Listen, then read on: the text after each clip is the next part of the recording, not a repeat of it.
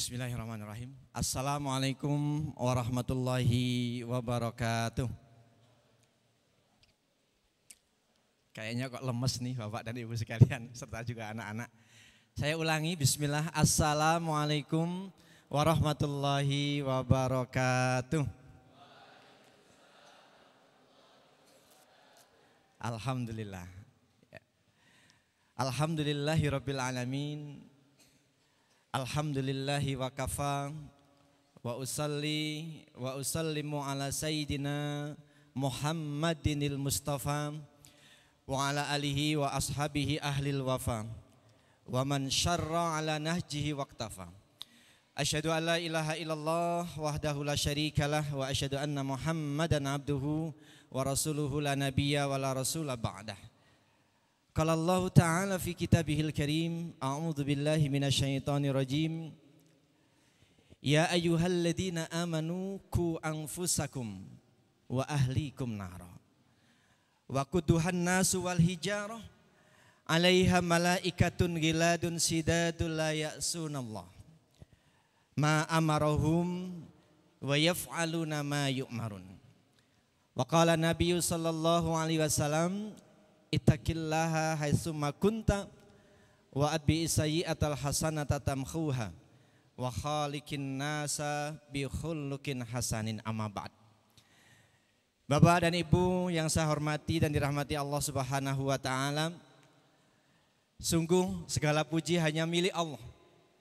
Segala puji hanya bagi Allah, Rabb semesta alam, yang hingga saat ini terus mencurahkan nikmat dan karunia-Nya kepada kita, melimpahkan taufik dan hidayahnya atas kita semua, hingga di sore hari ini Allah izinkan, Allah perkenankan, Allah mampukan kita untuk bisa bersama-sama dalam majelis ilmu ini, bersama-sama mengikhtiari agar hari ini lebih baik dibandingkan dengan hari kemarin, agar hari esok lebih baik dibandingkan dengan hari ini. Maka mari kita syukuri kenikmatan yang telah Allah anugerahkan kepada kita ini dengan kalimat syukur bersama-sama. Alhamdulillahirabbil alamin. Salawat beriring salam semoga senantiasa terlimpah curahkan atas teladan hidup kita semua, beliau Rasulullah Muhammad sallallahu alaihi wasallam. Salawat beriring salam semoga Allah limpah curahkan pula kepada keluarganya, para sahabatnya dan seluruh umatnya. Dan semoga Allah tetapkan atas kita semua menjadi bagian dari umatnya beliau sallallahu alaihi wasallam yang mendapatkan anugerah syafaatnya. Amin ya rabbal alamin. Bapak Ibu yang saya hormati dan dirahmati Allah, juga anak-anakku sekalian yang Abi cintai karena Allah Subhanahu wa taala. Di pertemuan yang lalu sama-sama kita telah belajar bagaimana bahwa titik balik kehidupan seseorang itu akan diawali dengan sebuah perubahan besar. Perubahan besar yang kemarin kita belajar bersama adalah perubahan besar terkait dengan kualitas sholat kita. Di pertemuan yang lalu kita telah belajar bagaimana bahwa kata kunci dari sholat yang benar, kata kunci dari sholat yang khusyuk, sholat yang nantinya akan membawa perubahan di dalam kehidupan seseorang adalah sholat yang dilakukan dengan tumak-ninah.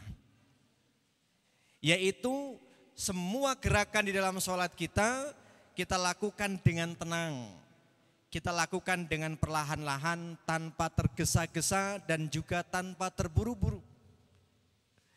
Maka izinkan pada kesempatan sore hari ini saya mengajak kepada Bapak dan Ibu sekalian, juga hadirin semuanya, kita bersama-sama menyimak satu hadis dari Rasulullah sallallahu alaihi wasallam sebagaimana yang diriwayatkan oleh Ibnu Abi Syaibah, di mana suatu hari Rasulullah sallallahu alaihi wasallam melihat ada seseorang yang sedang sholat dengan gerakan yang sangat cepat. Mungkin apa yang dilihat oleh Rasulullah pada saat itu adalah apa yang sering kita lihat ketika kita berada di masjid atau di mushola. atau bahkan yang sering kita lakukan. Maka kemudian beliau menyampaikan sebuah peringatan kepada para sahabat yang hadir saat itu, yang di dekat Rasulullah saat itu. Beliau bersabda, "Lau mata hadza ala hallihi hadhihi, mata ala ghairi millati Muhammadin sallallahu alaihi wasallam." Lau mata hadza ala hallihi hadhihi. Kalau dia mati dalam kondisi sholat model seperti ini, mata ala ghairi millati Muhammadin sallallahu alaihi wasallam, maka dia mati bukan di atas milad, bukan di atas agama Muhammad sallallahu alaihi wasallam. Jadi Bapak dan Ibu sekalian, ketika seseorang sholat dan kemudian sholatnya terburu-buru, sholatnya tergesa-gesa, maka Rasulullah menyampaikan kepada sahabat yang saat itu berada di sekeliling beliau, kalau seandainya dia yang sholat tadi mati dalam keadaan sholat seperti itu, dia tidak berusaha untuk memperbaiki sholatnya, maka dia mati bukan menjadi umatnya Muhammad sallallahu alaihi wasallam. Na'udzubillah. Maka tepat sekali ketika kemudian kemarin di awal pertemuan kita sama-sama belajar bahwa ada orang yang sudah 60 tahun melaksanakan sholat, tapi tidak ada satupun di antara sholatnya yang telah ia lakukan selama 60 tahun itu yang diterima oleh Allah Subhanahu wa ta'ala. Apa penyebabnya? Bisa jadi ia menyempurnakan rukuknya, tapi ia tidak menyempurnakan sujudnya. Atau bisa jadi ia tidak menyempurnakan rukuknya, tapi ia menyempurnakan sujudnya. Atau bahkan bisa jadi yang sangat mungkin terjadi adalah ia tidak menyempurnakan rukuknya dan juga ia tidak menyempurnakan sujudnya. Bapak dan Ibu yang saya hormati dan dirahmati oleh Allah Subhanahu wa ta'ala. Jadi sholat yang kemudian nanti akan membawa dampak perubahan yang signifikan di dalam kehidupan kita adalah sholat yang kemudian tidak termasuk dalam kategori fawailul lil musallin, yaitu orang yang celaka di dalam sholatnya, atau orang yang sholat tapi ia celaka. Orang yang sholat tapi ia celaka itu yang seperti apa? Alladzina hum an sholatihim sahun. Jadi orang yang kemudian ia lalai di dalam sholatnya, ia sholat tapi lalai. Para ulama memberikan definisi lalai ini ada dua pengertian Bapak dan Ibu sekalian. Pengertian yang pertama adalah ia tidak menyempurnakan gerakan dan bacaan sholatnya. Lalai yang kedua, ia tidak mengindahkan waktu-waktu pelaksanaannya. Bisa jadi ia sholat subuh menjelang duha, ia sholat duhur menjelang asar, sholat asarnya menjelang maghrib, sholat maghribnya menjelang isya, sholat isyanya ketiduran. Bapak dan Ibu yang saya hormati dan dirahmati oleh Allah Subhanahu wa ta'ala, maka dari kategori lalai ini saya mengajak kepada Bapak, Ibu dan hadirin sekalian, mari coba kita sama-sama koreksi. Kalau kemarin kita telah belajar bagaimana agar setiap gerakan kita lakukan dengan tumak ninah, maka kemudian di kesempatan sore hari ini kita sama-sama mengupayakan agar jangan sampai kita masuk dalam kategori orang yang lalai di dalam melaksanakannya, yaitu melaksanakan sholat tetapi di akhir waktu. Melaksanakan sholat tetapi ia berdiri sholat dengan malas-malasan. Ia berdiri sholat tetapi dengan tidak mengindahkan makna yang kemudian mesti ia dapatkan. Maka Bapak dan Ibu sekalian, ada sebuah kisah di mana kisah ini terjadi di kalangan tabi'in. Bahwa suatu ketika ada seorang guru yang karena kesibukannya yang karena padat jadwalnya, maka guru ini ingin menghibur diri. Maka kemudian ia memutuskan untuk berjalan mengikuti langkahnya, berjalan berada di tepian sungai untuk menghibur diri dan bisa jadi untuk mendapatkan inspirasi. Maka ketika sang guru ini berjalan menyusuri tepi sungai, tiba-tiba terdengar oleh sang guru ini sayup-sayup suara tangisan. Diperhatikan, betul ini suara tangisan manusia, bukan tangisan yang bukan manusia. Tapi ketika diperhatikan lebih dalam lagi, ternyata tangisannya itu bukan tangisan orang tua, tapi tangisan anak-anak. Maka kemudian beliau segera mencari sumber anak yang menangis ini. Singkat cerita, ketemulah. Ternyata ada seorang anak yang belum balik, seorang laki-laki belum balik, yang kemudian sedang berwudu. Di tengah wudunya ini, dia kemudian menangis sesenggukan. Dan bahkan kemudian gerakannya tertahan pada gerakan wudunya, apakah saat membasuh tangan atau mengusap wajahnya. Maka kemudian guru tadi mendekati anak kecil yang sedang berwudu tadi dan kemudian menepuk bahunya. Kaget anak tadi. Dia kemudian menoleh kepada orang yang menepuk tadi. Si anak bertanya, "Paman siapa?" Sang guru tadi kemudian tersenyum. Ya. "Wahai anakku, kenapa engkau menangis?" Maka kemudian si anak tadi dengan sesenggukan menahan tangisnya, ia kemudian menjawab pertanyaan sang guru tadi. "Wahai paman, tadi aku membaca Al-Quran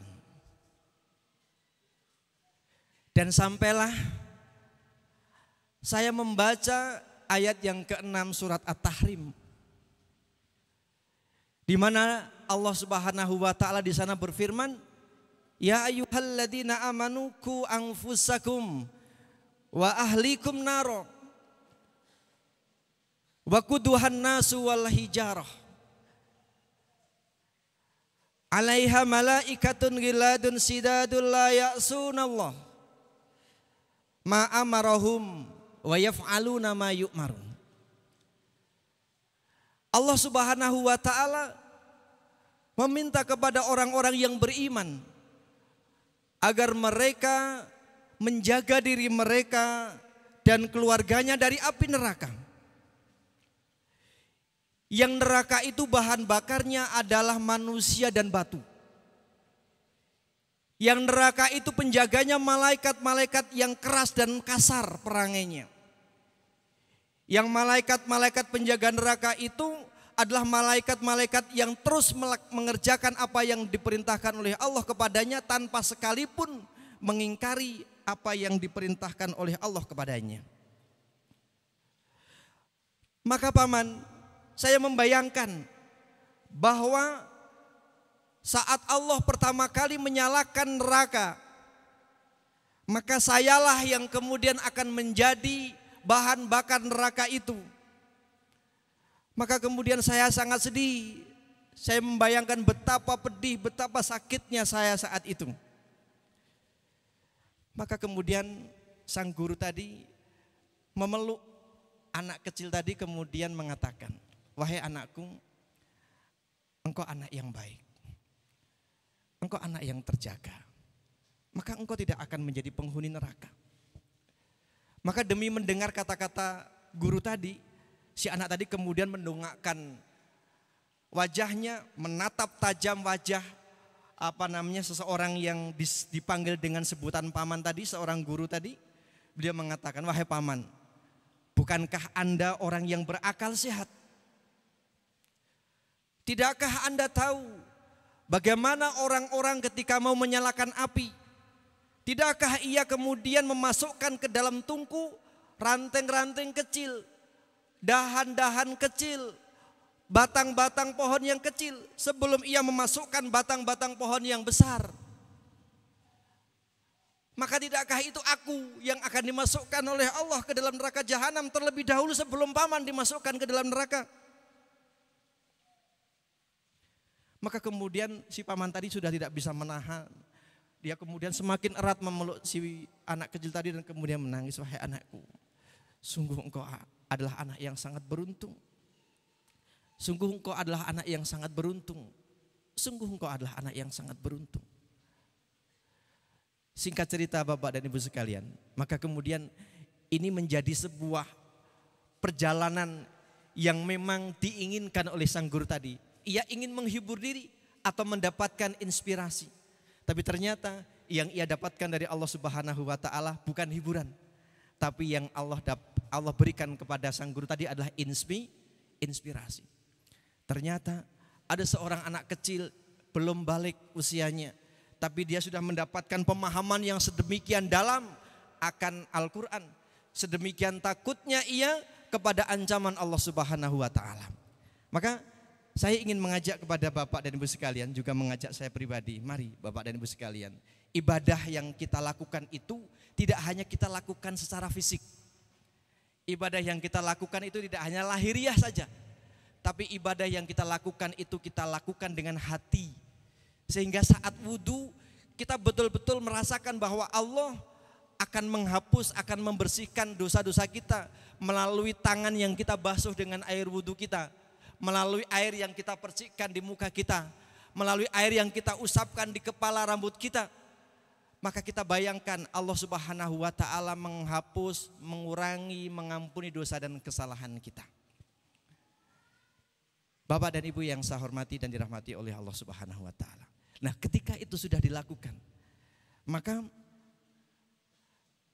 hampir-hampir ya, tidak ada sesuatu yang kemudian menjadi penghalang bagi dirinya untuk mendapatkan titik balik kehidupan kita, mendapatkan titik balik kehidupannya. Maka semoga kisah yang barusan saya sampaikan dan kisah yang kemudian nanti akan saya sampaikan kepada Bapak dan Ibu sekalian, kita akan mendapatkan satu insight lagi ya. Kalau kemarin kita saat belajar bagaimana agar visi hidup kita itu tertuju kepada akhirat, kita mendapatkan sebuah kenyataan, sebuah kisah di mana orang yang kemudian memiliki visi akhirat, meskipun ia berdoa agar dimiskinkan oleh Allah, karena saking kayanya, saking banyak hartanya, ia tidak mau pada saat yaumul hisab, pada saat hari pertanggungjawaban, ia dihitung, dihisab, dimintai pertanggungjawaban oleh Allah dalam waktu yang lama. Karena Rasulullah mengingatkan saat itu bahwa aku bersama dengan orang-orang fakir dan orang-orang miskin. Maka saat itu Abdurrahman bin Auf bertekad agar dirinya ingin menjadi orang yang miskin. Tapi ternyata apa yang terjadi? Berdoanya ingin menjadi miskin, tapi ternyata yang terjadi ia menjadi semakin kaya. Maka Bapak dan Ibu yang saya hormati dan dirahmati oleh Allah Subhanahu wa taala, kisah yang terkait dengan sholat ini, ada seseorang yang kemudian sebut saja namanya Udin ya. Tidak bermaksud kemudian ini menyamakan dengan nama bapak dan adik-adik atau anak sekalian ya, tapi agar mudah menyebutnya saja ya. Pak Udin ini berprofesi sebagai supir angkut, supir angkutan kota atau supir kopata kalau di Kabupaten Temanggung menyebutnya ya. Saat dia sedang merasakan enak berprofesi sebagai supir angkut, yang ia kemudian mengendarai angkutan itu bukan miliknya, ia setiap sore harus store kepada majikan, kepada pemilik angkot itu. Tiba-tiba ketika ia menyetorkan setoran di sore hari saat ia pulang dari mencari penumpang, majikannya itu berkata, mulai besok kamu libur ya, karena angkut ini sudah saya jual.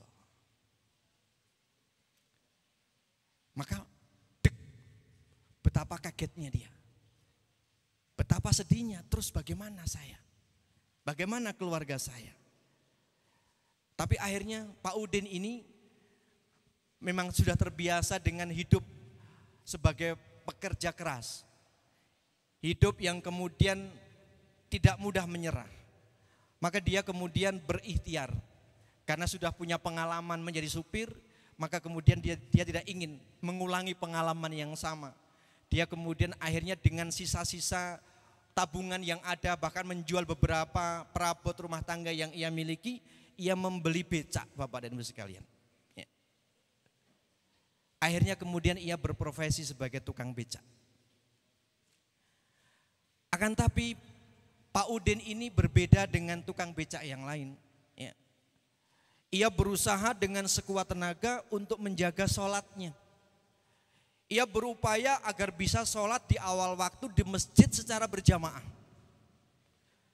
Pun demikian yang dilakukan oleh istri dan ketiga putrinya. Jadi Pak Udin ini memiliki 1 istri dan 3 orang putri yang masih kecil-kecil. Dan ia bersepakat dengan istrinya bahwa dia akan berusaha untuk melaksanakan sholat 5 waktu dengan tepat waktu. Meskipun kalau istri dan ketiga putrinya melaksanakannya di rumah. Tapi kalau Pak Udin, ia berusaha untuk menuju masjid terdekat meskipun saat ia bekerja. Singkat cerita Bapak dan Ibu sekalian, saat ia memarkirkan becaknya di sebelah hotel di salah satu kota di kota Bandung, ya, salah satu sudut kota di kota Bandung.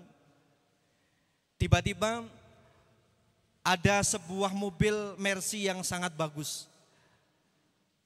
Mobil Mercy yang masih tergolong baru. Tiba-tiba berhenti di depan becaknya dan kemudian ada seorang wanita tengah baya turun bersama dengan seorang wanita yang lebih muda. Si wanita ini mengatakan, "Bang, antar saya ke tempat perbelanjaan." Si Pak Udin ini heran, "Bu, enggak salah." Maksudnya gimana, Pak? Ibu kan bawa mobil, kenapa harus meminta saya untuk mengantarkan ibu pakai becak? Enggak, Bang, sopir saya sudah kecapean. Biar sopir saya masuk ke hotel dan kemudian saya bersama asisten saya ini akan belanja. Oh ya, baik Bu, silahkan naik. Maka kemudian Pak Udin ini mengantarkan ibu dan asistennya ini menuju ke tempat perbelanjaan di kota Bandung. Hampir mendekati pusat perbelanjaan itu terdengar azan zuhur berkumandang dengan kerasnya. Maka kemudian Pak Udin ini secara refleks, karena dia sudah 2 tahun menjalani aktivitas berusaha untuk menjaga sholat ini. Maka di usia yang kedua tahun ia berusaha untuk menjaga sholatnya ini, dia kemudian refleks membelokkan becaknya itu menuju ke pelataran Masjid Raya Bandung. Maka si ibu-ibu heran, bang, mau kemana kita ini? Mau ke masjid, Ibu. Loh, saya akan minta abang untuk diantarkan ke pusat perbelanjaan. Ini kan belum sampai. Iya Ibu, mohon maaf, sudah terdengar adzan. Artinya Allah sudah memanggil kita.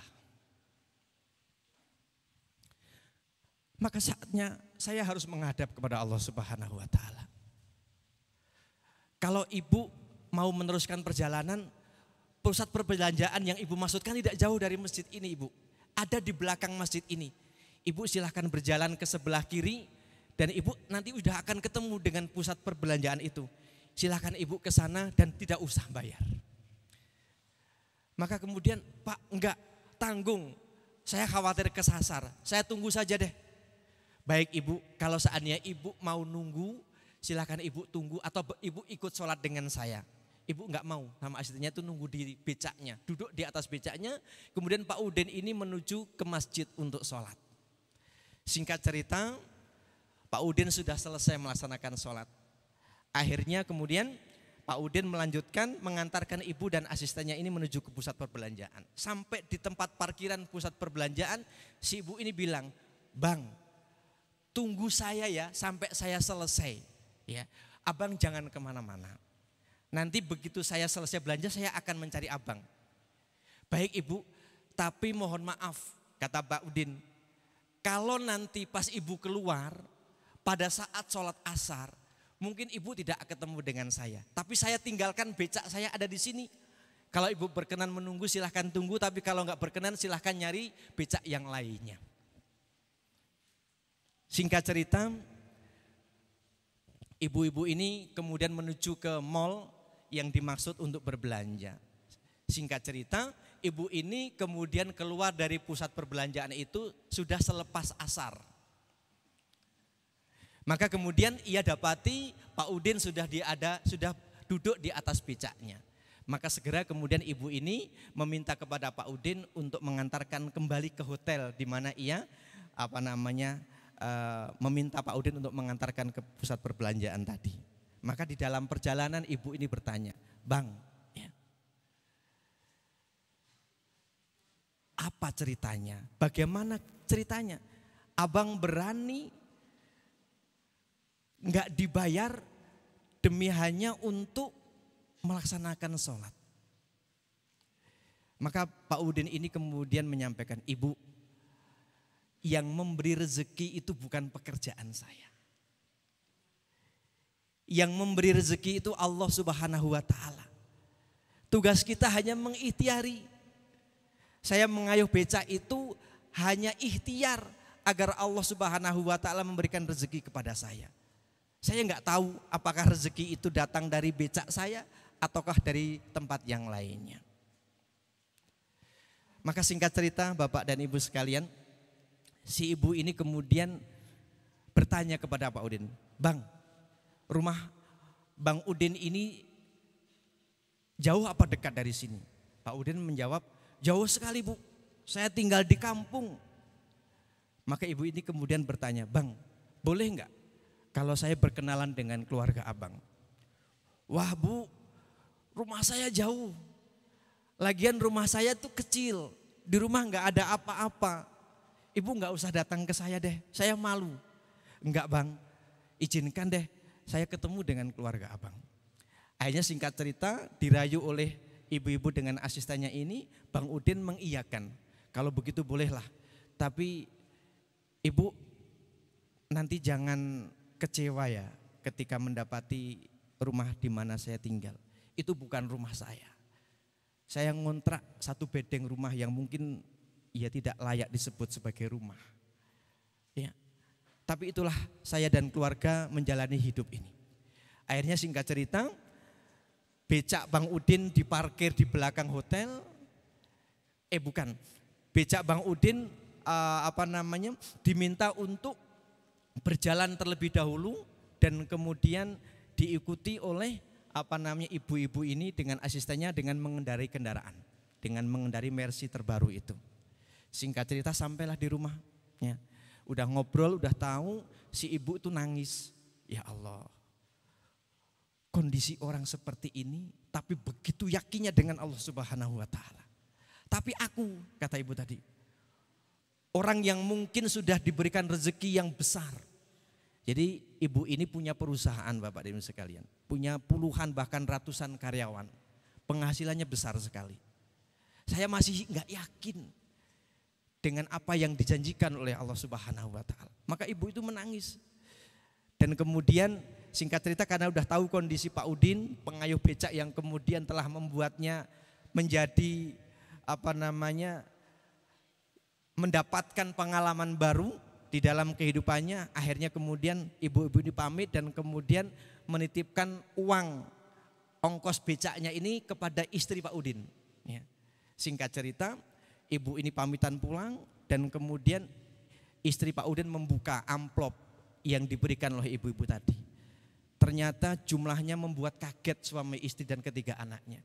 Jumlahnya melebihi 1 bulan suaminya mengayuh becak. Nangis keluarga ini. Mereka bersyukur kepada Allah Subhanahu wa Ta'ala. Dan maka Bapak dan Ibu yang saya hormati dan dirahmati oleh Allah Subhanahu wa Ta'ala, sebelum ibu pamitan, ternyata ibu ini berpesan, "Bang, insya Allah pekan depan saya akan ke Bandung lagi." Ya. Di hari yang sama sebagaimana hari ini Abang ke hotel yang tadi ya, kita ketemu di sana.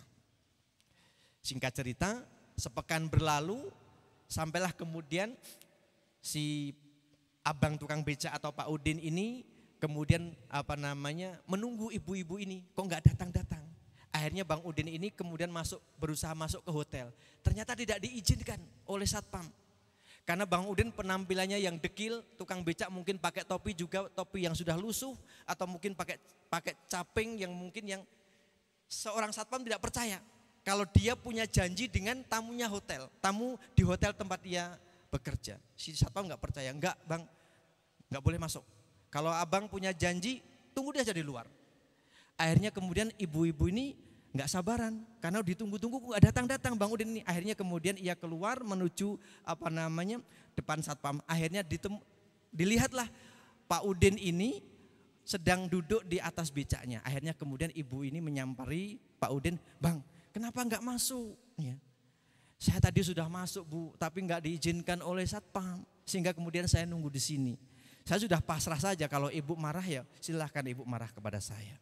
Enggak Bang, ayo sekarang becak Bang Udin dimasukkan ke hotel. Enggak boleh Bu sama satpam, boleh kalau sama saya boleh. Akhirnya kemudian ibu-ibu ini bilang sama satpam agar becaknya diparkir di belakang hotel.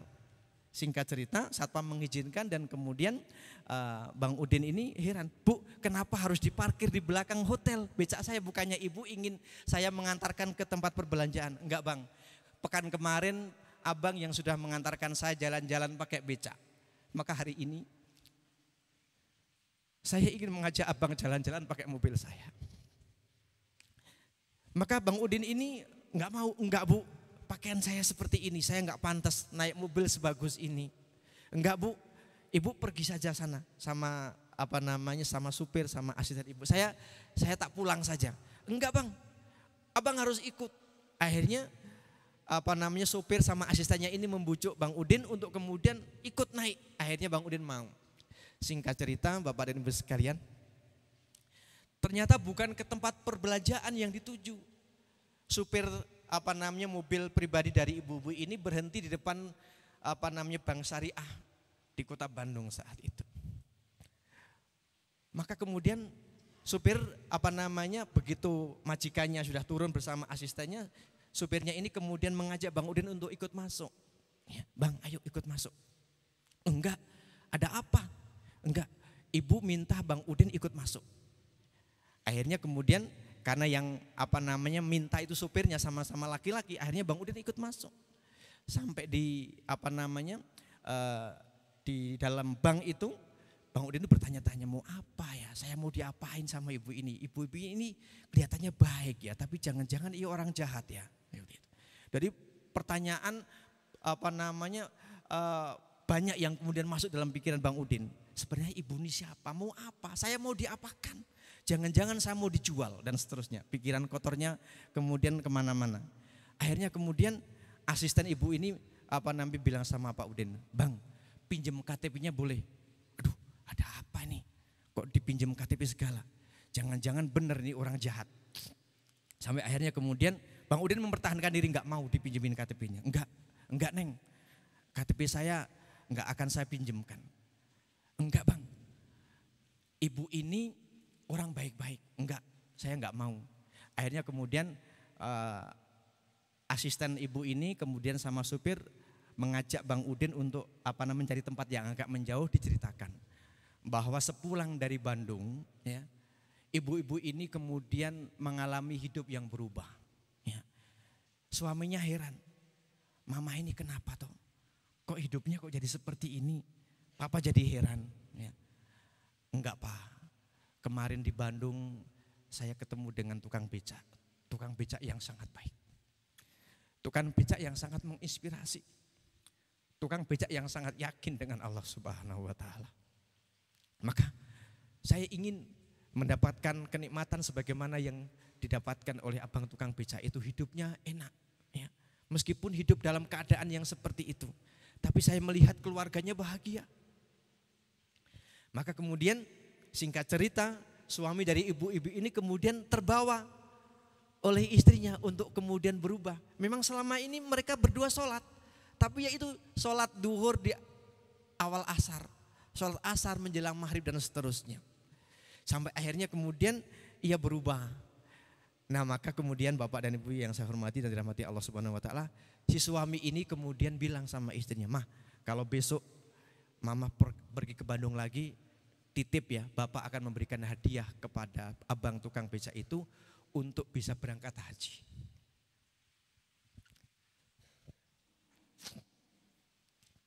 Jadi Bapak dan Ibu sekalian, Pak Udin dibawa masuk ke Bank Syariah ini, diminta KTP oleh ibu-ibu tadi adalah mau didaftarkan haji.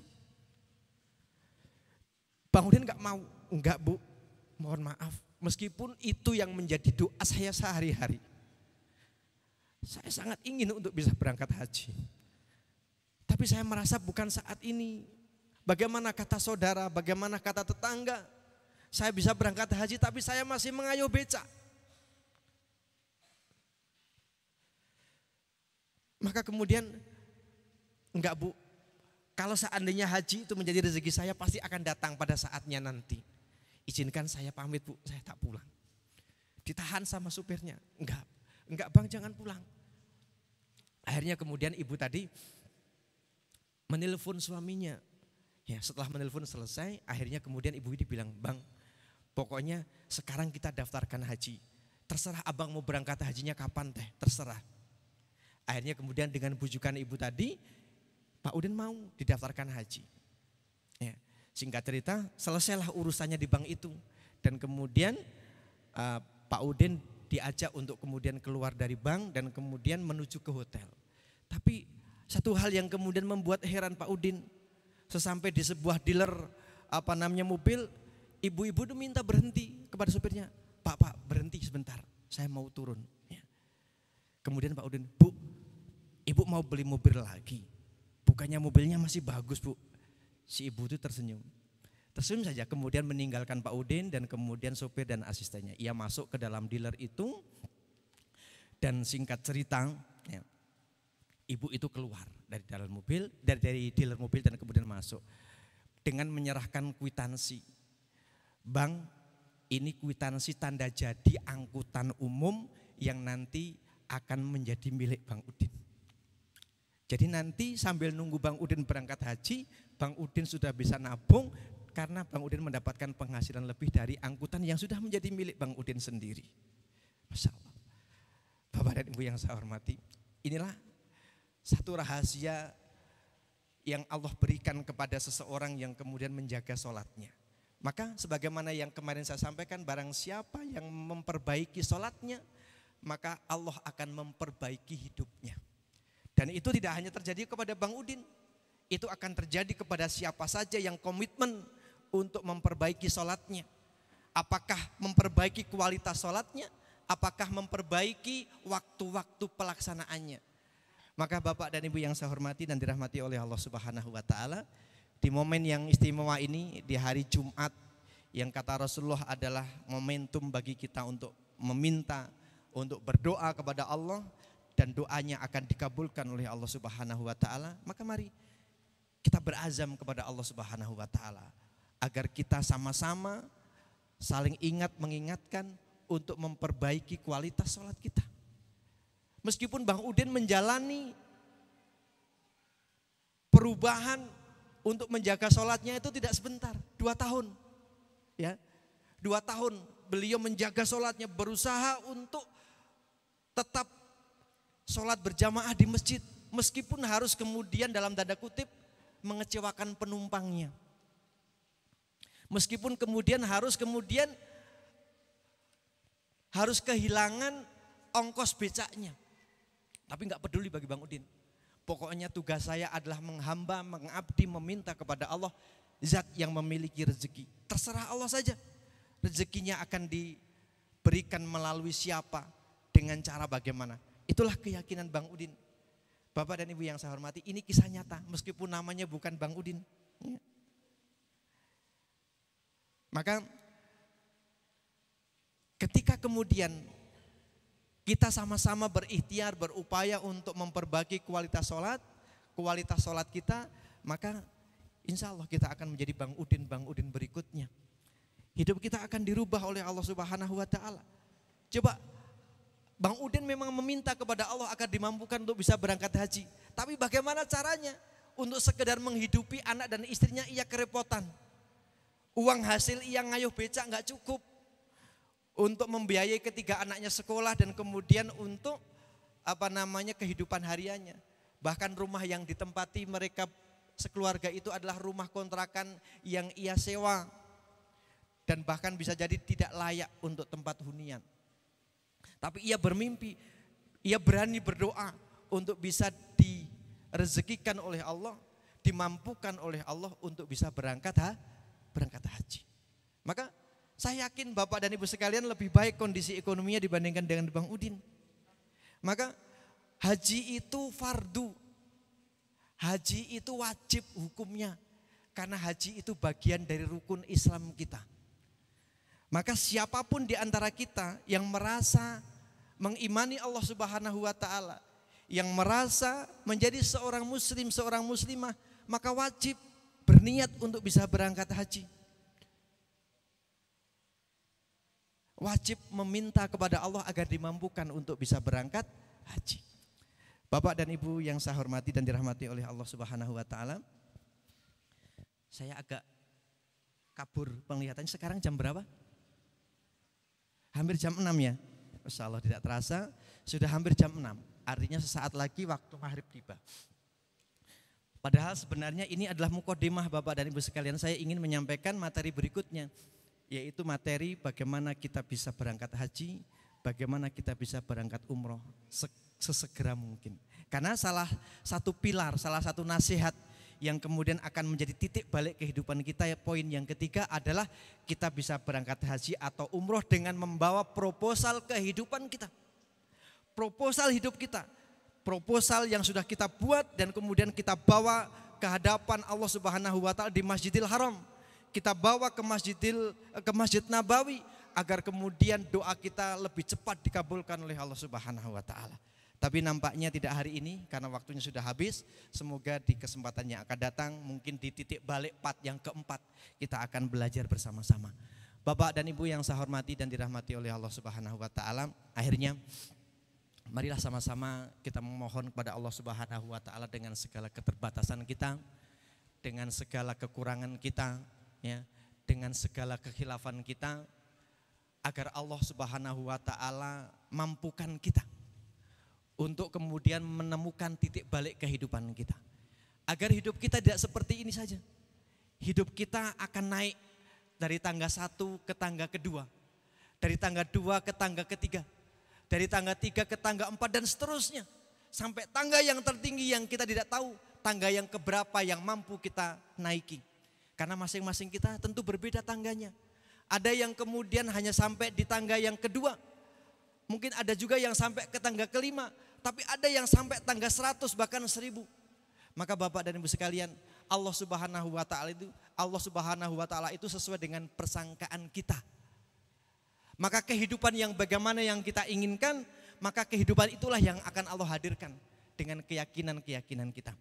Bapak dan Ibu yang saya hormati, mari kita awali doa kita dengan istighfar. Astagfirullahaladzim. Astagfirullahaladzim. Astagfirullahaladzim. Astagfirullahaladzim. Astagfirullah. A'udzubillahi minasyaitonirrajim. Bismillahirrahmanirrahim. Allahumma salli wa sallim wa barik ala sayyidina Muhammad wa ala alihi wa sahbihi ajmain. Alhamdulillahi rabbil alamin. Hamdan syakirin, hamdan na'imin, hamdan yuafi ni'mahu wa yukafi mazidah. Ya Rabbana lakal hamdu kama yanbaghi li jalali wajhikal karim wa 'azimi sultanik. Allahumma ya Allah ya Rahman ya Rahim, ya Hayyu ya Qayyum ya Dzal Jalali wal Ikram. Allahumma ya Allah ya Fattahu ya Razzaq, ya Ghani ya Mughni, ya Ahadu ya Samad. Lam yalid wa lam yulad wa lam yakul lahu kufuwan ahad. La ilaha illa anta subhanaka inni kuntu minadh zalimin. La ilaha illa anta subhanaka inni kuntu minadh zalimin. La ilaha illa anta subhanaka inni kuntu minadh zalimin. Rabbana dhallamna anfusana wa illam taghfir lana wa tarhamna lanakunanna minal khasirin. Rabbana ighfir lana dhunubana wa liwalidayna warhamhuma kama rabbayana shighara. Rabbana ighfir lana wa limasayyihina wa liman 'alamana warhamhum wa akrimhum biridwanikal azim fi maq'adi sidqi indaka ya arhamar rahimin. Rabbana ighfir lana wa li ikhwanina alladhina sabaquna bil iman wa la taj'al fi qulubina ghillan lil ladzina amanu Rabbana innaka ra'ufur rahim. Rabbana hab lana min azwajina wa dhurriyyatina qurrata a'yun waj'alna lil muttaqina imama. Allahumma inna nas'alukal huda wat tuqa wal afafa wal ghina. Allahumma inna nas'aluka amalan baran wa rizqan daran wa aishan waqaran. Allahumma la sahla illa ma ja'altahu sahla wa anta taj'alul hazna idza syi'ta sahla. Allahumma inna nas'aluka fahman nabiyyin wa hifdzal mursalin wa ilhamal malaikatil muqarrabin. Allahumma aghnina bil ilmi wa zayyina bil hilmi wa akrimna bit taqwa wa jammilna bil afiyah birahmatika ya arhamar rahimin. Allahumma inna nas'aluka fahman nabiyyin wa hifdzal mursalin wa ilhamal malaikatil muqarrabin. Allahumma aghnina bil ilmi wa zayyina bil hilmi wa akrimna bit taqwa wa jammilna bil afiyah birahmatika ya arhamar rahimin. Allahumma inna nas'aluka fahman nabiyyin wa hifdzal mursalin wa ilhamal malaikatil muqarrabin. Allahumma aghnina bil ilmi wa zayyina bil hilmi wa akrimna bit taqwa wa jammilna bil afiyah birahmatika ya arhamar rahimin. Ya hayyu ya qayyum birahmatika as'alu atina amwalan katsiran bighairi hisab ya arhamar rahimin. Allahumma inna nas'alukal huda wat tuqa wal afafa wal ghina. Allahumma inna nas'aluka salamatan fid din wa afiyatan fil jasad wa ziyadatan fi ilmi wa barakatan fir rizqi wa taubatan qablal maut wa rahmatan indal maut wa maghfiratan ba'dal maut. Allahumma hawin alaina fi syakaratil maut wa najatan minan nar wal afa indal hisab. Allahumma inna nas'aluka bi husnil khatimah wa na'udzubika min su'ul khatimah. Allahumma inna nas'aluka ridhaka wal jannah wa na'udzubika minan nar wa na'udzubika minan nar wa na'udzubika minan nar. Rabbana atina min ladunka rahmah wa hayyi' lana min amrina rasyada. Rabbana atina fid dunya hasanah wa fil akhirati hasanah wa qina adzabannar wa adkhilna jannata ma'al abrar. Ya aziz ya ghaffar ya rabbal alamin. Subhana rabbika rabbil izzati amma yasifun wa salamun alal mursalin walhamdulillahi rabbil alamin. Al-Fatihah. A'udzu billahi minasyaitonir rajim. Bismillahirrahmanirrahim. Alhamdulillahi rabbil alamin. Ar-Rahmanir Rahim Maliki yaumiddin. Iyyaka na'budu wa iyyaka nasta'in. Ihdinas siratal mustaqim. Siratal ladzina an'amta 'alaihim ghairil maghdubi 'alaihim waladdallin. Amin. Bapak dan Ibu yang saya hormati, mohon dimaafkan apabila dalam menyampaikan ada salah dan hilaf, ada tutur kata yang tidak enak didengar. Semoga Allah Subhanahu wa taala mengampuni dosa dan salah kita dan menjadikan pertemuan kita di sore hari ini menjadi wasilah bagi kita untuk semakin mau dan bersungguh-sungguh untuk mendekatkan diri kepada Allah Subhanahu wa taala. Kita sadar betul bahwa hidup kita hanya untuk mengabdi, mengibadahi Allah Subhanahu wa taala. Kalau kita harus bekerja, kalau kita harus beraktivitas di dunia, itu adalah bagian dari cara kita mengabdi kepada Allah Subhanahu wa taala. Maka pastikan bekerja kita, aktivitas kita, janganlah kemudian itu termasuk kategori yang mendurhakai Allah Subhanahu wa taala. Kategori kita bermaksiat kepada Allah Subhanahu wa taala. Semoga pekerjaan kita, aktivitas kita adalah aktivitas yang Allah ridhoi, sehingga kemudian semakin mengantarkan cintanya Allah Subhanahu wa taala kepada kita semua. Afu minkum. Assalamualaikum warahmatullahi wabarakatuh.